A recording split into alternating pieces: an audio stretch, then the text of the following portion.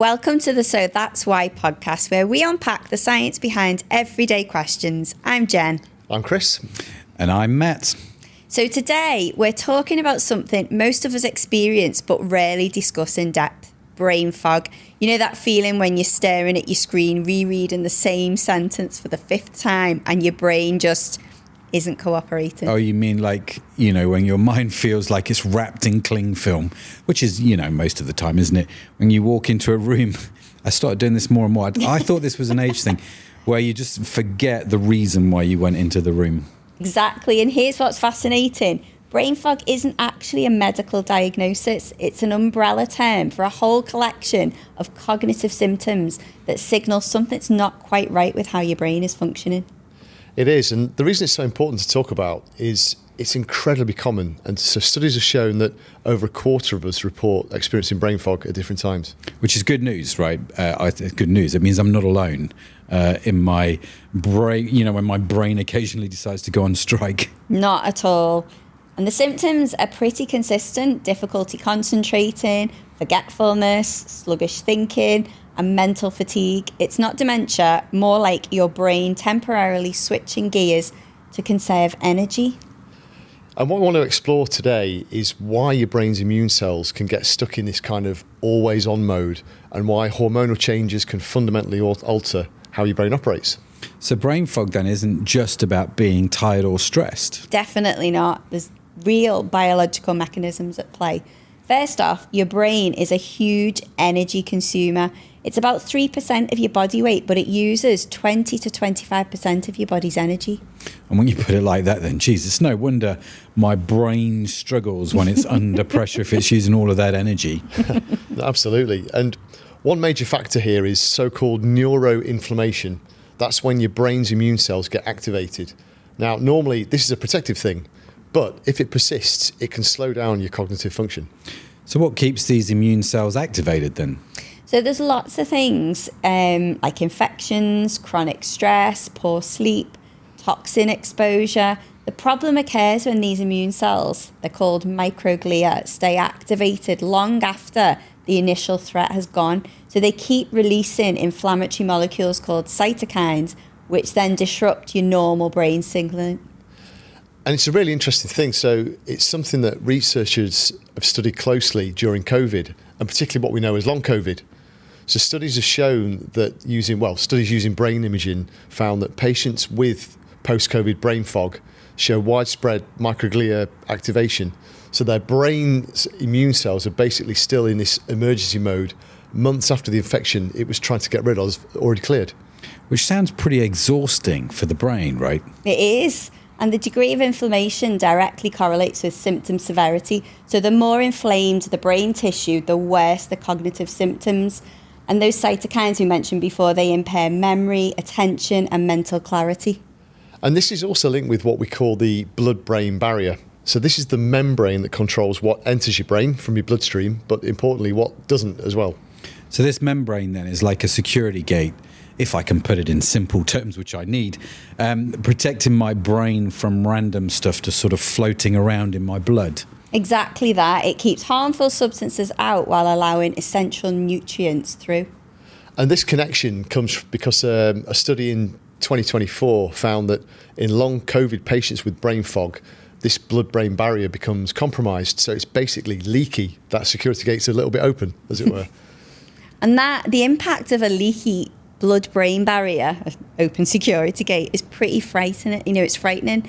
The inflammatory molecules and cells that should never get into the brain tissue start getting in, and then that triggers more inflammation and disrupts the normal processes in the brain. Well, okay, putting this back in simple man's terms for me. So like you say, the security gate isn't just a jar, it's actually letting things through, some suspicious characters, if you like, that should not actually be getting in. Yeah, that's actually not far off. And the barrier disruption, it was evident in these long COVID patients with brain fog, but not in those without cognitive symptoms. So the leakiness was most notable in the temporal lobes and the frontal cortex regions, which are crucial for memory and attention. And another important factor with the brain here is cerebral blood flow. So your brain needs a constant delivery of oxygen and glucose through its blood. But that supply is reduced or disruptive, even temporarily, that will affect cognitive performance, which would drop almost immediately. So it's a bit then like a power cut affecting my computer. Yeah, similar concept. So some long COVID patients with brain fog show measurably reduced cerebral blood flow. And this can have an added impact to people suffering conditions like postural tachycardia syndrome, where brain fog worsens when you stand upright. And moving around with the biology, the mitochondria also come into play here. Now, you might remember these from your secondary school biology, or you might not. Yeah, Yep. I don't. I do. The mitochondria, for Matt's benefit, they are basically let's call them little tiny power stations that are inside every cell in your body. But with your brain's huge energy consumption, any impairment to these kind of little cellular batteries massively affects cognitive performance. So what causes, and thank you for simplifying for me, what causes these power stations then to malfunction? So multiple factors can do that. Things like aging, chronic stress, stress caused by pollutants in the environment, nutritional deficiencies, lack of physical activity or exercise. It's always in there, isn't it? It is always in there. And when the mitochondria aren't functioning properly, all the cellular and neural signaling, it becomes less efficient. It doesn't work as well. Yeah, the worst thing is it's a massive vicious cycle. So inflammation damages the blood-brain barrier. Blood-brain barrier That's damage. not easy to say. No, it's a tongue twister. The BBB damage allows more inflammatory molecules in. Inflammation impairs mitochondrial function, and this is affecting the body's overall ability to function efficiently. And round and round and round it goes. Yeah, I like that. So what actually triggers these changes in the first place then? And what would you guys say is the most important factor? Sleep. It all comes down to sleep. Sleep has got to be one of the most crucial factor. And we know that from research that just after one night without sleep, your reaction time slows by 50%, your working memory drops by 40%, and your ability to form new memories decreases by nearly 40% as well. Yeah, totally. So during sleep, your brain goes into this kind of maintenance mode. But during that phase, it's flushing out waste. But that includes proteins that can contribute to diseases like even including Alzheimer's. So pulling an all-nighter to finish a project essentially cancels the brain's rubbish collection. And actually, this reminds me of what we talked about when we talked about sleep, right, in a previous episode, how the brain takes out the trash while you sleep. Yeah, exactly. And the effects persist. So studies show brain function doesn't normally return until about 72 hours after sleep deprivation. And sleep loss disrupts communication between your cells and your neurons in your brain. Yeah, definitely. And the other thing is chronic stress, because it's a big player in brain fog. And this is mostly because of cortisol, which is your body's main stress hormone. So when cortisol stays high for too long, it can affect the hippocampus part of the brain, which is essential for memory. Yeah, and it makes sense that stress can harm the brain, but how does it do that exactly? So the hippocampus has got lots of cortisol receptors, which make it really sensitive. And too much cortisol over time can shrink it a bit. And then the effect of that is that it slows the creation of new neurons and it weakens the connections your brain needs to form and recall memories, giving that fogginess, I assume. Yeah. Yeah, and that shrinking's real. So research has shown that people with chronically high cortisol levels often have a smaller hippocampus in the brain. So that makes them perform worse on memory tasks often, and they might experience faster cognitive decline. It's so tricky though, because the hippocampus also plays a role in helping to regulate stress. So when it's negatively impacted, it can't keep cortisol in check. This creates a chain where stress just keeps piling on. Which is yet another vicious cycle, I feel, going on in the brain. It seems to be happening a lot. So what about hormones then? How does that affect us? Yeah, so hormones play really important roles in cognitive function. So estrogen in particular, this acts as a neuroprotective hormone in the brain. So it's supporting memory, it's enhancing blood flow, and it's protecting cells from damage.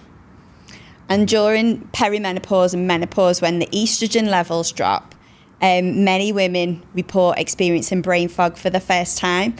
And studies have documented measurable cognitive changes during these, perimenopause and menopause, including difficulties with learning, verbal memory and concentration. So it's not imagined then, there are genuine physiological changes happening. Absolutely, and the brain fog tends to be more pronounced during perimenopause when the hormonal fluctuations are at their greatest. Research shows, and the women will love to hear this, women, they're not just being emotional or stressed, their brains are actually responding to dramatic shifts in a hormone that's been protecting and supporting their cognitive function for decades. Okay, so good news in some respects. Yeah. So you've mentioned estrogen. What other hormones do we need to think about, guys? So thyroid hormones, they're crucial. So these regulate the metabolic rate of every cell in your body. And when thyroid hormone levels are low, this is known as hyperthyroidism, brain cell essentially operate in slow motion. So foggy thinking then is a direct result of a slowed metabolism? Precisely. Studies have shown that nearly 80% of people with hypothyroidism report frequent brain fog symptoms. It's like the classic description is sluggish thinking, poor memory, difficulty concentrating, exactly what you'd expect when your brain's metabolism slows down. Yeah, so back to big factors, dehydration is really important. It's something that people often overlook because your brain's over 70% water. So even mild dehydration, like losing just 1 or 2% of body water, can impair cognitive function, attention, short-term memory. Which again is no surprise, is it? After we learned that in the hydration episode. We did indeed. Yeah, when you're dehydrated, your blood volume decreases, which means you have reduced oxygen and nutrient delivery to your brain cells. Your electrolyte imbalances disrupt electrical signaling between neurons, and dehydration triggers stress hormones, which further impairs cognition. Yeah, and brain scans of dehydrated individuals show they have to work much harder to achieve the same cognitive results as those people who are perfectly hydrated. But fortunately, mild dehydration effects reverse quickly as soon as you rehydrate. Very good.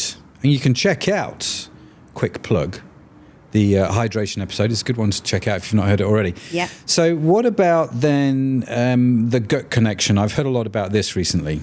Now, this is fascinating because the brain and the gut communicate bidirectionally. That means they communicate both ways through what's called the gut-brain axis. And this involves neural pathways, clever immune signaling, and neurotransmitter production.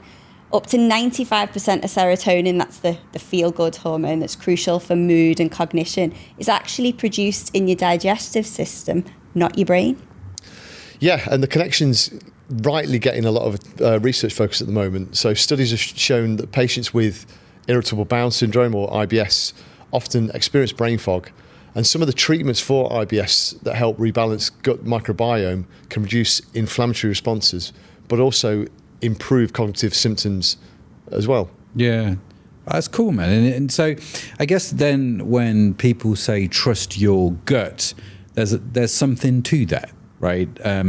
Like we're relying on a healthy gut to help us reduce brain fog, which is, I guess it's either brilliant or it's slightly terrifying maybe, or I don't know. Or possibly humbling. Yeah, possibly. Yeah. But, nutritional deficiencies are unsurprisingly really important, but often they're overlooked. Vitamin B12 is really important. It's essential for the nerve health, for production of your red blood cells that carry oxygen to the brain. Yeah, iron too. So when iron levels are low, less oxygen reaches the brain, as you say, it leaves you a bit sluggish mentally. And don't get me started on vitamin D deficiency or omega-3 deficiency, because we'll be here all day. Yeah, your favourite topic, right? Favourite topic. So it's fair to say, though, that the nutrient deficiency has a huge impact. So what can people actually do about brain fog, apart from taking more vitamins? Okay, so start with the fundamentals. Sleep, like we've mentioned, is non-negotiable. Most adults need 7 to 9 hours. Your brain, it needs that time to go into maintenance mode, to clear waste, to consolidate your memories, and to just restore all the chemical levels ready for the next day. Yeah, and hydration is key. So keep water available throughout the day. If your urine's dark yellow, you need more fluids. For nutrition, do focus on those brain healthy foods. So omega-3 fatty acids, B vitamins, vitamin D3, natural antioxidants, and just try to limit those processed foods that could trigger inflammation. Okay, that's helpful. Now, what about stress management then? Critical, but we all know it's a challenging thing to manage. So chronic stress, it does physically damage your hippocampus. And it's about finding out what works for you, whether that's mindfulness, meditation, breathing exercises, taking time out to walk outside in nature. The goal is to break that cortisol cycle before it becomes chronic. And being Captain Obvious, as always, physical exercise, it helps enormously. It's there. So we know physical activity increases cerebral blood flow. That's the blood flow in the brain, but it supports that mitochondrial function, those little power stations that I mentioned earlier in all of our skin cells. But exercise helps to reduce inflammation. It regulates stress hormones as well. So it's so important, but does make measurable differences. Mm. Yeah, exercise is one of those things that I always feel better after it. I never feel better before it, but I always feel better after it. So what about then hormone-related brain fog? So if brain fog coincides with being a certain age of perimenopause or menopause, it's worth talking to your doctor because there are hormone therapies that can help. But, it's an individual decision. And understanding that the cognitive changes, they're real and biological. You're not imagining them. That is actually can be quite validating. Yeah, and for thyroid-related brain fog, thyroid hormone replacement is essential. You must talk to your doctor about that. Yeah. It's great. When should we? It's a big question, is it? When should we actually then seek medical help? You've both mentioned it. So I guess when you've done those lifestyle changes and they're not enough, or your brain fog is persistent or severe, it could signal thyroid dysfunction, hormone imbalance, or autoimmune conditions that actually need, specialized treatment. Yeah, I think the key is that regular brain fog is an indicator that something isn't quite right and needs attention. So whether that's sleep or stress or hydration, nutrition, as you mentioned, or there could be an underlying condition that needs medical attention. So do keep an eye on it. It is important. Yeah. What strikes me, I guess, listening to you guys talk about this is how everything is connected. And we've talked about this before on the show, isn't it? So poor sleep, stress, gut health, hormones, they're all sort of interlinked, right? Exactly. Sleep is always the answer. And earlier when you said sleep 7 to 9 hours, in my head I heard sleep 79 hours. I'm like, that's a good target right there. Yeah, even 7 to 9 hours is a good target. But we all know that poor sleep increases stress or your ability to handle things. Chronic stress then damages gut health. And then when your gut health is damaged, that causes inflammation. Then the inflammation affects sleep. And the hormonal changes just amplify all of it. Everything is interconnected. I mean, it really is interconnected, and it explains why brain fog appears across so many conditions. So long COVID, as we discussed, it could be chronic fatigue syndrome, menopause, thyroid disorders, and autoimmune diseases. It's just so widespread. Yeah. So I guess brain fog then is a bit like, the warning light you get on the dashboard in the car. It's like your brain's warning light going off. Yeah, precisely. But the encouraging news is that for most people, it's treatable. It's not permanent cognitive decline. It's a reversible state that improves when you address the underlying causes. Wonderful. So, let's recap. Why do we get brain fog? So we get brain fog because our brain is an extraordinarily demanding organ requiring optimal conditions to function. And when those conditions are met, whether it's through inadequate sleep, chronic stress, inflammation, hormonal shifts, nutritional deficiencies, or just reduced blood flow, cognitive performance suffers in measurable and noticeable ways. Fair enough. So unlike my laptop then, when it's frozen, I can't just, force restart it and quit it. I actually have to maintain the system properly. Exactly. Brain fog's telling you that something needs attention. But your brain is incredibly resilient. And so if you address the underlying cause, give it the support, a bit of love and care, your cognitive function typically does improve. Which is good news, right? So that's why we experience brain fog and why it's worth taking brain fog seriously rather than just pushing through it and hoping it goes away. So that's it for this week. If this has changed how you think about those foggy moments, hit that subscribe button. We're unpacking the science behind everyday questions each week. Tell us in the comments what you'd like us to cover. Thanks for geeking out with us. But for now, that's it from me. That's it from me. And that's it from me. Bye for now.